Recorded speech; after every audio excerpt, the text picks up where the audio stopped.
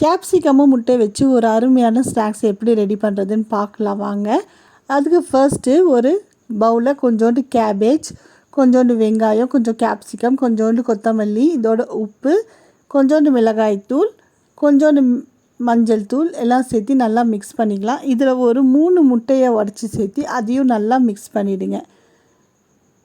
இதை நல்லா மிக்ஸ் பண்ணதுக்கப்புறம் ஒரு பேனில் ஒரு பெரிய சைஸ் கேப்சிகம் எடுத்து அதில் விதையெல்லாம் விட்டுட்டு ரவுண்டாக கட் பண்ணி வச்சுக்கலாம். இப்போ ஒரு பேனில் கொஞ்சோண்டு எண்ணெயை க்ரீஸ் பண்ணிவிட்டு அந்த கேப்சிகம் அதில் ப்ளேஸ் பண்ணிவிட்டு நம்ம ஃபர்ஸ்ட்டே பீட் பண்ணி வச்சுருந்தோம் இல்லையா, அந்த முட்டையை அதில் சேர்த்திக்கோங்க.